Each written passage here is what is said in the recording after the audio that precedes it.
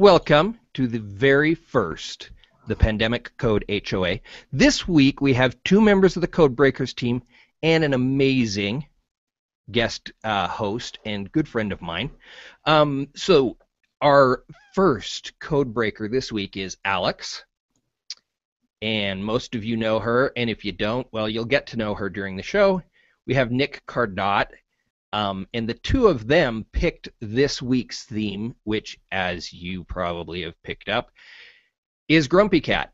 And our guest host this week is Greg Trujillo. He's probably going to try and talk to us about how grumpy cats and zombies correlate in some way, but we'll just see how that goes. So I'm going to take a second now and show you a couple of grumpy cat images. And here we go.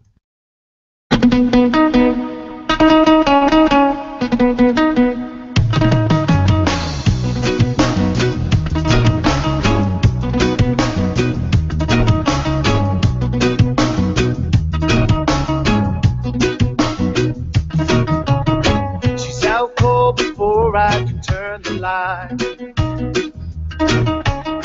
Excuses made for everything she does in life. I let go in hopes to avoid a fight. But could it be I'm holding on way too tight? The barrier defense of walls in, and I ask her where does she go? The lights told to cover it all in, and every time a different story told. She said that. All right. So that song was Diversion by Bludgeon Muffin. Yes, I do have rights to the song. And so we're going to open this up now to our co-hosts and guest host to talk about Grumpy Cat and how on earth this cat has gone more than just viral. This cat's making money for its owner. I wish my dog did that. Okay, so to kick off, I just want to say that Dennis pointed out that Alex and I chose the subject of Grumpy Cat, but it was actually Alex, and I just went with it. So I'm going to let her introduce the topic, and she's actually been doing some research about how much their owners have made, how old the cat is, and some really interesting stuff, talking about a meme that is less than 2 years old. The cat's less than 2 years old. And the things that their owners have already accomplished as a result of this cat. So, Alex, why don't you introduce that for us? Okay, yeah, I do take full responsibility for this topic. I get to check it off my bucket list that I talked about Grumpy Cat in a serious situation. This is kind of awesome. But it is actually, it is. It's like bucket list. Sweet, get to talk about something totally ridiculous in a very serious educational way. But it is really interesting to see how much Grumpy Cat has grown. And Grumpy Cat, the really interesting thing about it is Grumpy Cat has made the leap from an internet meme and a YouTube video to being in a Cheerios commercial.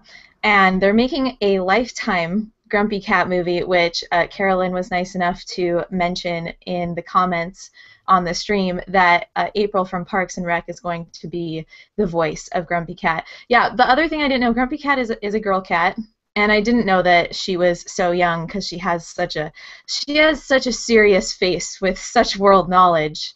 How could she be so young? But I did also find out that Grumpy Cat has made their owners up to 6 figures by July 2013, so who knows what she'll be raking in this year. And I read an article, it's on Fast Company, that they interviewed the owner of Grumpy Cat, and the owner thinks that Grumpy Cat is so popular because she's a cat. So you can't really, she's not going to say anything politically scandalous. She's not personally going to do anything that is going to rid her of fans. So she's in this really interesting position of she's famous and her owner is like, you know, that's nice for me because I don't have to be in the spotlight. I don't have to be the famous one. I just have to take her to all her events. And apparently she has her own stamp so that she can give you her paw autograph which is awesome. But it's just fascinating to see a meme get so popular that now the mass media wants to be a part of it, and it's really hard, especially, you know, we're talking about in the space of charities.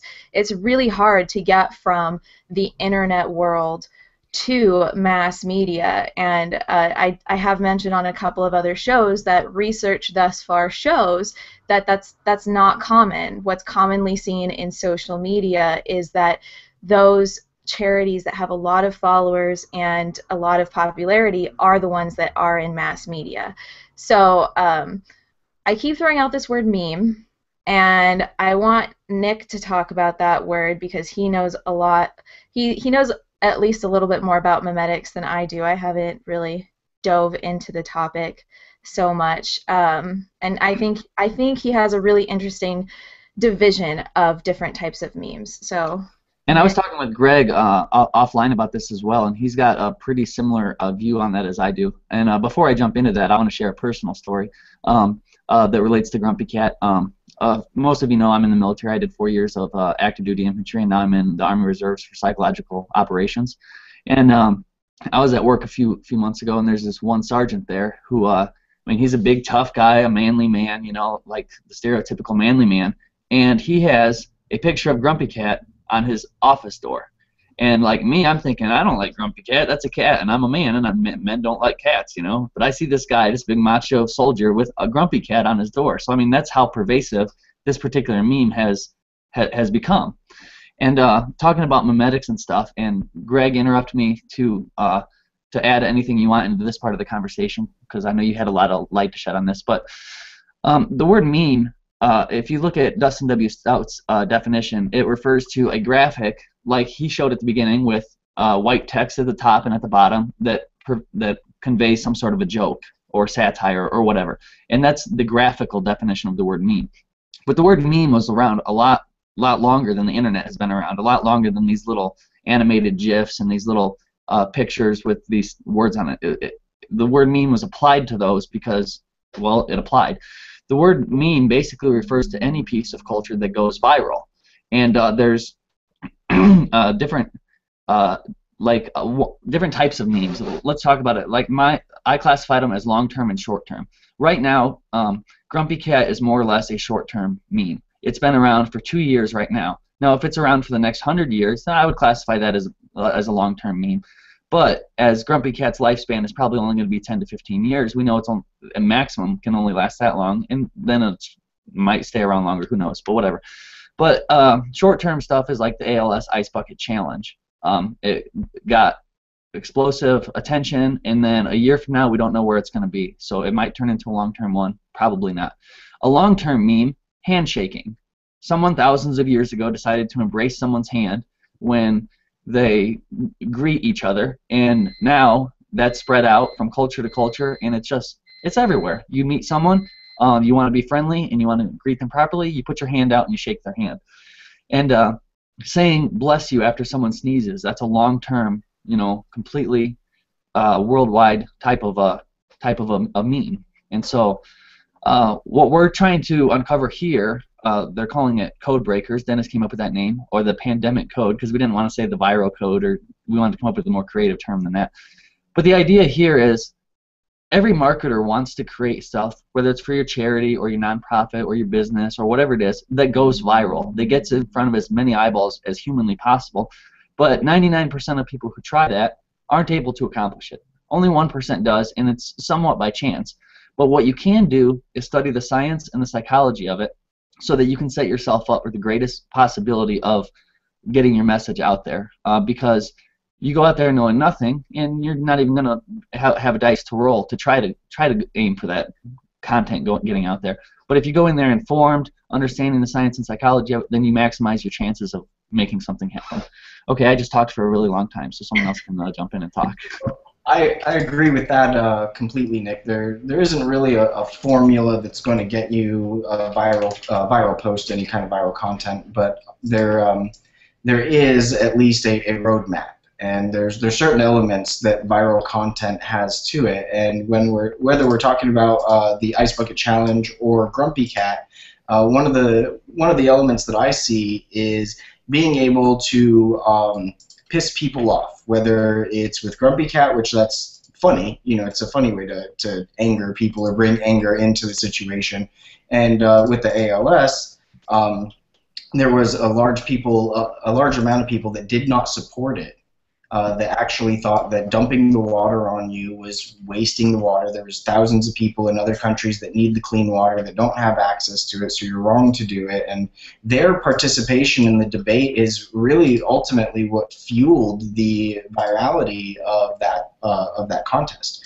People actually standing up and saying that this is wrong and here's why it's wrong, and trying to point out any kind of flaws that the ALS have, and there's a bunch of fake stories going around about how they're using the money to make the ALS look worse than it actually is, where they're actually not, they're not a bad organization. They are actually donating a lot of that money, but the fact is that it just caused this anger and a lot of tension and arguing, which, in my opinion, brought it to the forefront and made it as viral as it became.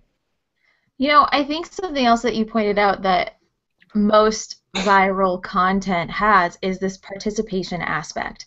I mean, the ALS Ice Bucket Challenge, you got to participate. It was, you do it, you call out 3 other people, they do it. It's the same. I mean, when we look at Grumpy Cat memes, they're very basic. I mean, it's literally this cat that just looks grumpy, right? But you get to add your own personal touch to it. You get to be the person that makes it different. It's that participation aspect that, I'm going to change this. I'm going to add to this meme to make it hilarious. So I think that that's also something that if you're trying to make viral content, that participation aspect is really key, because it gives you that validity. It gives you that, like, yes, I did something and everybody likes it. So I think you're definitely right there too.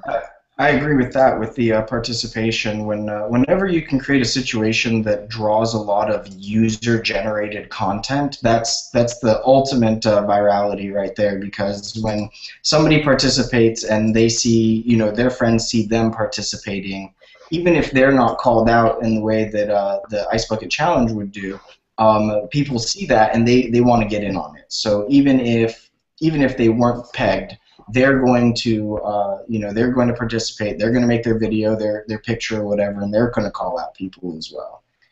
Well, think about it. If you go to a Republican website and someone who's a Demoplican, I'm trying to say it goes both ways here. Okay, so if you're at a Democrat website and a Republican comes on there and trolls or something, then every Democrat on that website just goes crazy.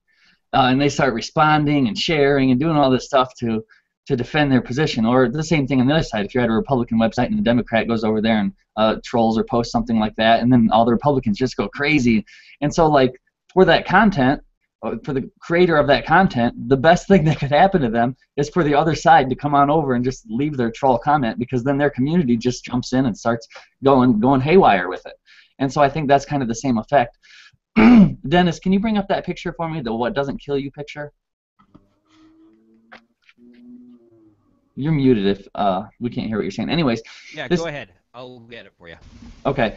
One thing that was funny, just sort of a side note here, is we mentioned that you might post something like this on your Facebook or on your Google+, and in your mind, you've tagged someone. You didn't physically tag them on your keyboard, but, like, you might be thinking to myself, this picture right here is for Jason Weiser, because what doesn't kill him disappoints me. And then, of course, that person doesn't realize you tagged them, and so they jump on there, and they're like, oh, this is so funny, this is great. And you're just like, no, this was intended for you. You weren't supposed to enjoy it. But the reason I wanted this one to shout out to Jason Weiser is because he's sending me private messages during this HOA, and the first one said, you owe me $0.25 for every time you say And then he sent me another one that says, you're up to $3.75 so far. So that picture for you is my response, okay, Jason? And like, in my mind, when I got the second one, I was picturing Homer and Bart, where Homer's doing this. So I just wanted to give Jason a shout out. He's my friend. He can take it. Well, I mean, like you're also pointing out one of the great things about Grumpy Cat, I think, is, I mean, in the last, I'm going to go with 5 to 10 years to be conservative, we've seen kind of this overarching anger, grumpiness in people around us. I think it had to do with, you know, sometime around 2007, 2008, especially in the States, in the US. And seeing something like Grumpy Cat, we can all really, we're like, if it's not us, if we're not the ones that are always grumpy, we've become accustomed to being surrounded by these grumpy people. So our ability to put it into a sarcastic meme, our ability to really laugh at it, it's kind of a catharsis for us. It really, I mean, I feel like I'm taking Grumpy Cat and making it so complex, but it really has become, I think, a meme of catharsis in which we're like, yeah, we're all grumpy, we're all trying to pay our bills and make it, but man, that's funny. And even if you're not like a grumpy person or a person who is depressed or upset all the time, well, it still happens to us once in a while. You know, maybe you had a bad day at work one day, and so you get home and you're like, oh man, I'm gonna post this Grumpy Cat, and I'm thinking of my boss when I post it. So even if that's not your overall lifestyle, it still appeals to you at some points in your life, and that goes along with what Jason said in one of his comments. He says it needs to be simple and relationable, identifiable, something you can relate with, something you can identify with. So, and I think that's kind of what you're saying there, is people can, relate with it. I mean, that sounds absolutely right. I really, at first wasn't too into Grumpy Cat, but honestly, being a person that's normally pretty upset, that I'm severely depressed and it makes me really angry, so Grumpy Cat, like, really fits right in there, and the being able to relate to it is great because you know, I'll admit this on air, I'm a troll. I see things and I read them, and really what it is it's the literal side of me. I see these memes and I see what it says, and literally it doesn't make sense. A lot of it's just hogwash and, you know, feel good stuff, and that's fine. You know, posting feel good stuff is great, but it doesn't really speak to me, especially if it's not literal. So I always feel the urge to troll it. So something like Grumpy Cat, which is almost already trolling life as it is perfect. And I think a lot of people, I think we all have inner trolls. I think we suppress it, and, you know, we try to be nice to each other and you know, be pleasant online and everything. But I think there's many times that there's just things that come across our streams that we just want to troll so badly. And Grumpy Cat is kind of an outlet to that. I did that a couple weeks ago. I wrote this post, and it was called like the 3 tips to business success or something like that. And each one was basically just taking gobbledygook from social media, like feel-good stuff, and saying you should do this feel-good thing instead of developing your strategy. Like one of them was, if you fail, just try again. Don't take the time to learn from it or to try to assess what went wrong or to try to do things better. Just get on the horse and keep riding. And obviously that's not the right answer. You want to learn from your mistakes so that when you do jump back up on the horse, you do it right. And all 3 of them were stuff like that. But you're right, people see stuff like that, and the feel-good nature of it is just so everywhere, that people were resharing it, and they thought it was serious. Like, they thought it was just a good, feel-good, motivational post. And only a few people caught that it was just straight-up satire. One person even went through and re-summarized my 3 points. I mean, that blew my mind. That's great. That is great. But yeah, that's exactly the kind of thing that I'm talking about. I see those types of memes come across all the time, and it's really difficult because I follow these people because I like them, obviously. And when I see something like that, it's just like, no, that doesn't work. I mean, I know you want everybody to have a more positive life and think about things in a more positive way, but you're actually kind of giving them bad advice. Mm-hmm. Yep. One thing we should bring up, since we seem to have hit a slight lull anyways, and I want to introduce this topic. This could probably be a topic for an entirely another episode altogether, but since it has gone so hot this week as far as viral is concerned, we would be remiss if we did not bring up the topic of LO. So, do you even LO, bro? Is that how you pronounce it? I think you're supposed to say it with a British accent. Like, I- Oh, like, hello. Uh, I do LO. It's my new time suck. It really is. And it really was. I wasn't even interested. I'm going to totally admit it.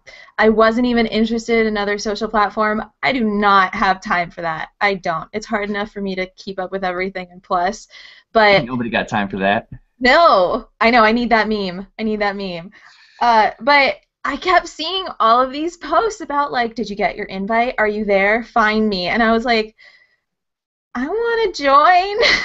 Did you guys see that? Was I the only one that saw that? She did the whole head thing.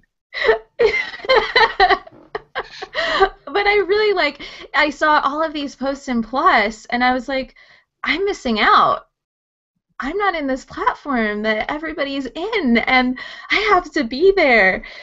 Apparently, me saying that in a public post got me, like, 3 offers for invites. So I'm there now. But Yeah. it is, I mean, if we go back to this idea of being a part of something, and a lot of viral content like the ALS Ice Bucket Challenge, that had a lot to do with this idea of being a member of a group. You know, it was the talk of the town for, like, unless you live in a small town without internet maybe, but it was like the talk of the town for like a week. I mean, I would go to my classes and the teachers are asking who has done the ALS Ice Bucket Challenge. I was like, really? We all really care about this, don't we? Like, this is, and it makes you feel like you're outside of a group. So LO, with their beta, they've done the same thing. Mm-hmm. Yeah, 3 things came to mind with what you just said about LO, and one you covered pretty thoroughly, so I'm not even gonna dive into it. It's the in-group, out-group thing. You want to be part of the in crowd. Number 2 is it's new. Every virus eventually it either kills people or they get an immunity to it. So the bubonic plague, it fired up in Europe and whatnot, and 2 years later it had either killed who it was going to kill, or people were immune to it and they began rebuilding their communities and their lives and moving forward. And so that's the same thing with social platforms like MySpace. At first it was new and shiny, and then Facebook came along, and now suddenly everyone started growing immunities to the MySpace and moved over to Facebook. Google Plus came out. Now I have an immunity to Facebook, and I'm over on Google Plus. And now LO's coming out, and so people, it's still brand new. Nobody has immunities to it, anything like that. They like it. It's shiny. And let's be honest, too. Actually, I'll get to that point. Let me get to my 3rd point. My 3rd point is Dennis is laughing at me. My 3rd point is the principle of scarcity. Things that there are less of become valued more of, and that's the only purpose for an invite-only system. There's no other purpose than that. Is you want to make it like people have to work to get into it. Like, it's hard to get some. Like gold. Do you know why gold is valued as much as it is? It's not for its industrial use. It's because it's rare. Okay, that's why. People wanna wear it on their finger. People want it as a piece of jewelry because it's rare. I don't wear this because this makes a great conductor in HDMI cables. You know, I wear it because it's a rare metal that's worth a lot. That's the principle of scarcity. And so that's why they create this invite system. So that when I wanted to invite, unless I wanted to go begging people for it, I had to wait like 3 or 4 days to find an invite, because otherwise I had to go beg, or either that or I had to go beg, in which case either way I'm already invested in their platform with my time and energy. So they created that effect. And let's be honest, they've got those 3 things massively working for them right now.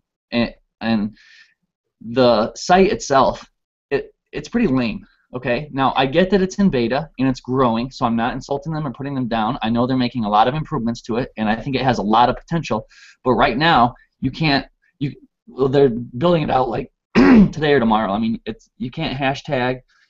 It's difficult to @mention people. Half the time you have to type out the whole name and stuff. It's a lot. You can't plus comments or posts or anything like that. So there's a lot of functionality that we're used to on other social platforms that people are missing out on there, and that hopefully they're going to build out and improve on it and things like that. But right now, their biggest feature is that they've got those 3 psychological principles working for them, and that's it.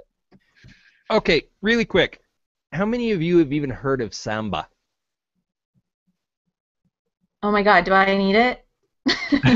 It's also a new Is that a social food or a app dance? that came out last week for Androids anyway. It's been out for iPhones for a while. It's a video app. It's really quite cool. You send someone a video message like you would send them a text, and it automatically records their reaction to it and sends it back to you. Oh It's a my God, really I do cool need app. it. Yeah, it's in fact between. If you ask me, because I'm a video guy, it's way cooler than Ello, and yet none of you had heard about it. And I have, no one actually. else heard about it. Oh, well, you and I were on the same show about it a few months ago, Greg. That's almost cheating. Wait, Um, is this invite only, or can I just download it? You can just go download it.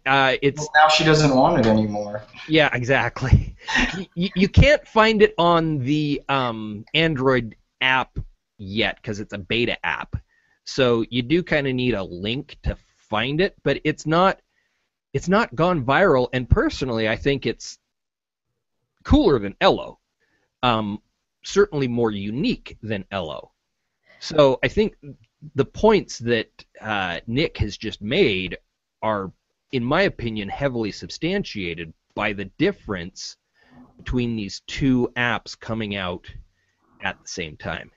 Well, I think something else that I mean, just from what you're saying, as, you know, a part of SEO-wise and someone that works in video, even though video is really, really popular, it's not, people still don't see it as user-friendly as another social platform that looks like and feels like something that we're used to, you know? So that would be, my guess is that it's still a little bit ahead of the curve, and that might be its problem. But I totally want in.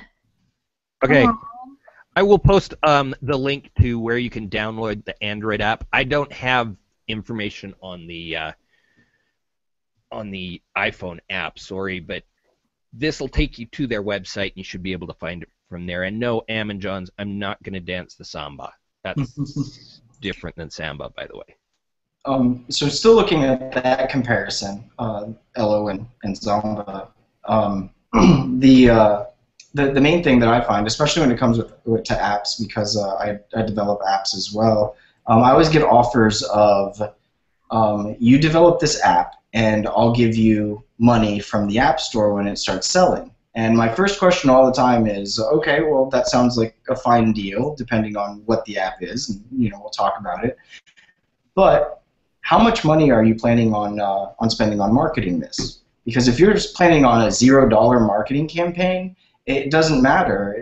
You're not going to go viral on the App Store. It's really not going to happen. Even if you make the most amazing app in the world ever, nobody's going to know about it if you're not spending, I don't know, I would say at least $30,000 to $60,000 on your marketing campaign in order to get it there. It's not going to become number one on its own. You have to spend the time, the research, and you have to market it. It's not a build it and they will come situation. And as we've talked about, Ello has definitely done a really good job in making sure that people want to be there. I forget who it was, but I read this like 15 years ago. There was some mainstream country singer who mortgaged his house for a couple $100,000 or whatever, and bought and spent all the money buying his own tapes. I think it was tapes. Maybe they had CDs back then. I don't remember. But he bought all his own records, and just to get himself on the top 10 charts or whatever. And then he actually became a mainstream artist. And I'll have to look up who it was again because I read it a really long time ago. But that's how he got big. That was his marketing campaign. Mortgage my house, buy my own records. I love that he admits it. That's the best part. That he's like, yeah, that's what I did. Yep. That's good stuff right there. I mean, to a lot of people, that would sound like a really stupid idea, and there's other people that I know that have come up with some what I would call really stupid ideas, but have gone like really viral with what they're doing and making a lot of money. There's this one gentleman that I know, Jason, I believe it's Surfer app right now. Last year was jasonheadsets.com. He's sold his last name 2 years in a row. His initial idea was he wanted to wear T-shirts for a living. He's like, well, I wear T-shirts every day. Why don't I get paid for it? And that sounds like a really stoner idea. Like, oh my goodness, I just took a hit from the bong, and all of a sudden, this is what I'm going to do for the rest of my life. I'm going to wear T-shirts. And interesting thing is, he started making lots of money. I think in the first year, he made about $250,000 just wearing T-shirts, and he started selling. His dog started wearing T-shirts as well. And wasn't it something like the company had to send him a T-shirt they wanted him to wear and pay him a fee, and then he would wear the T-shirt for the day? Yep, they would pay him and send him the T-shirt. And those kinds of ideas, when anybody hears them, they're going to say like, well, that's stupid. That's not going to work. But in my opinion, what I always go with, if the idea sounds stupid and it works, it's not a stupid idea. So can I jump in here? There's a restaurant opening close to my house that is along this idea. It's a pizza place. And I'm not kidding you. You make your own pizza. Are any of you old enough to know why that's hysterically funny? That's a Seinfeld episode. Kramer comes up with this idea where you go in and you make your own pizza, and yeah, they make huge fun of it. And yeah, somebody's actually doing this. Like, it's world famous, duh, and yet we'll see what happens. We make our own pizzas all the time here at our house, and our goal is always to see how thick we can make it with toppings. Yeah, but are you going to pay extra money to go to somebody else's kitchen? Well, do they cut up all the stuff for me? I'm really lazy in the kitchen. So. If it's like a buffet, you go through, you get your crust, you put your sauce, and it has maybe 6 different types of sauces that you could put. You have 8 different types of cheese, and maybe 30 plus different toppings. I could see that actually being a draw. It's like a salad bar or an ice cream bar. I mean, who wants to make their own ice cream? But yeah, ice cream bars are kind of successful as well. Except now you have Cold Stone, so forget that.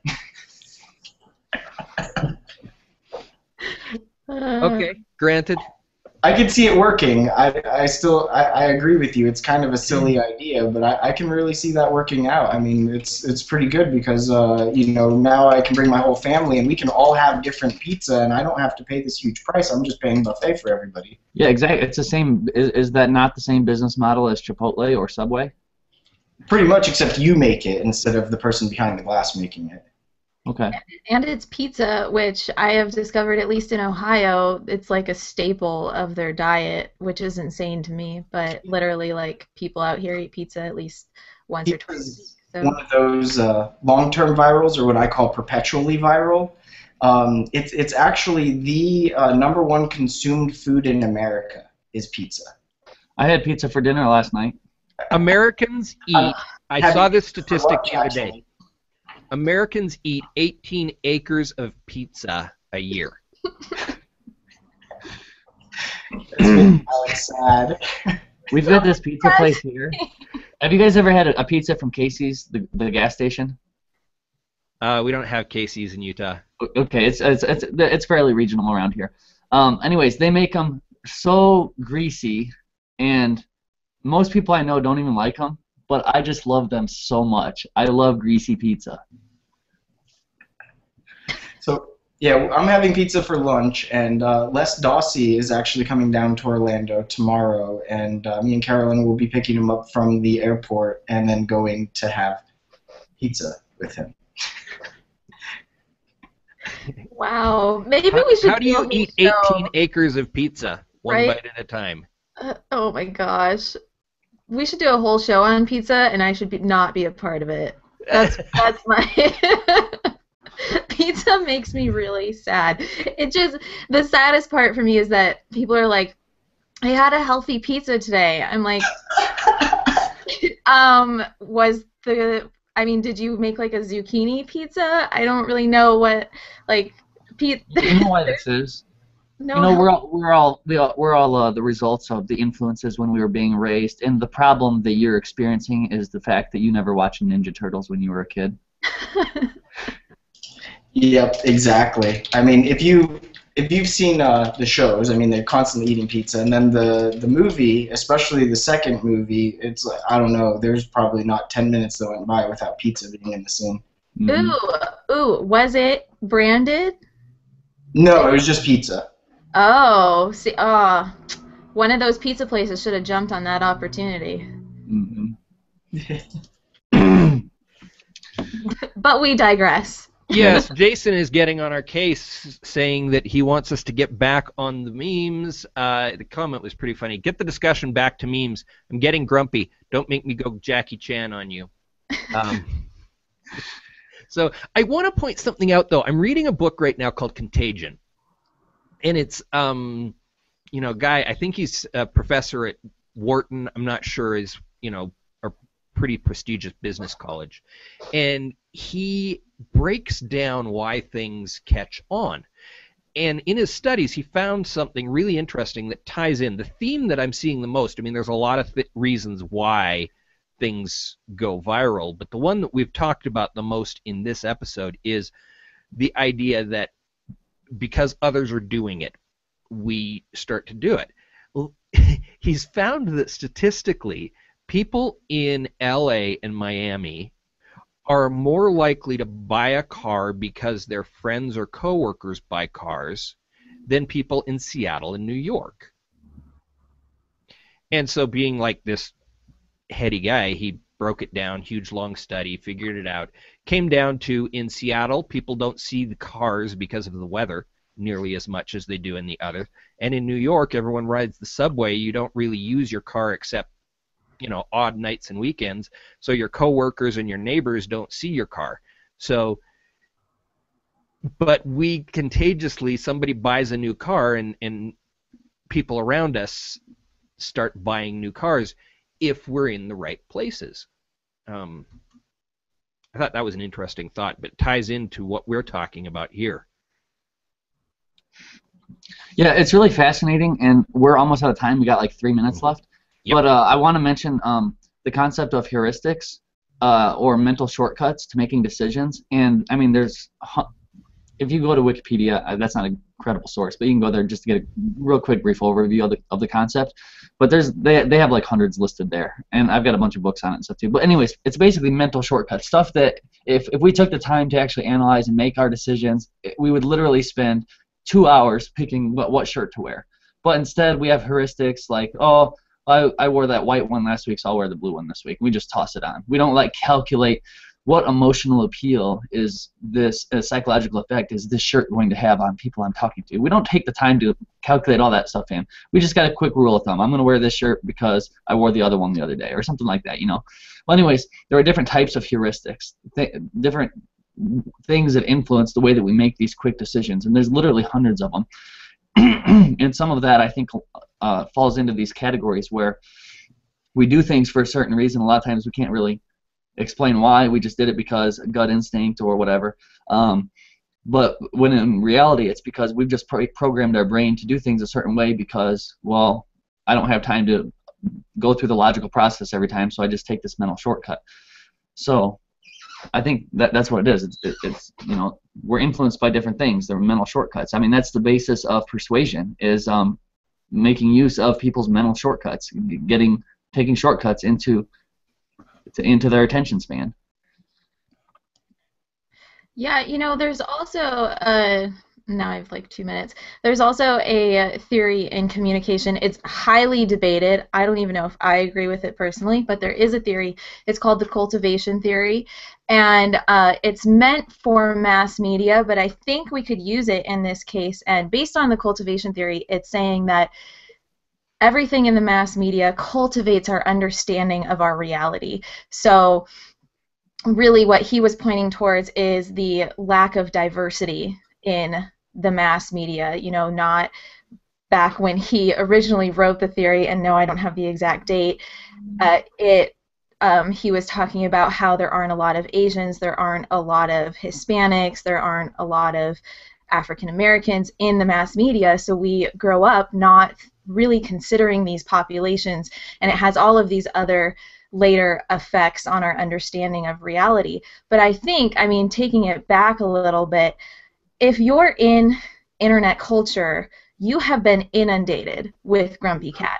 He is everywhere. You can't, you really, if you're anywhere in YouTube, anywhere where you're going to see memes, you really can't avoid him. So it's almost this cultivation effect of he is a meme just because he is he is in our vicinity. We're seeing him constantly, so we're like, oh yeah, Grumpy Cat, that's right. But after I did all this research, I was like, Grumpy Cat's a girl. Oh, she's only a couple years old. Like, you don't really take into consideration all of these things. It's just because we're so inundated with Grumpy Cat. So I think there's something there too, which kind of goes with heuristics. Mm-hmm. And I took up the rest of the time. Greg, closing thoughts real quick, now that you're unfrozen and back. Memes are a great way to actually promote yourself if you can use them right, and you can create that that fan base of people that really enjoy what you're putting out there, and the ones that are really angry by what you're putting out there. It's basically a path to success with promotion and memes. What I always say is, if you're not pissing anybody off, you're not turning anybody on. Good point. All right, so we will be back next week. This week, Ammon was not with us. He did join the audience. He's going to be, I believe, guys, correct me if I'm wrong, but I think Ammon and Grizwald Grim are tackling Minecraft next week, if I remember correctly. This week is Ammon's birthday, so he couldn't make it. Next week is my birthday, and y'all better wish me a happy birthday when it rolls around here. But yeah, Ammon is up next week, I think. You know what? I'll do it on Plus and LO. Just for you. All right, so we'll be back next week breaking down another meme, why it went viral, what's happened, and hopefully over time we're going to start to understand this stuff a little bit better.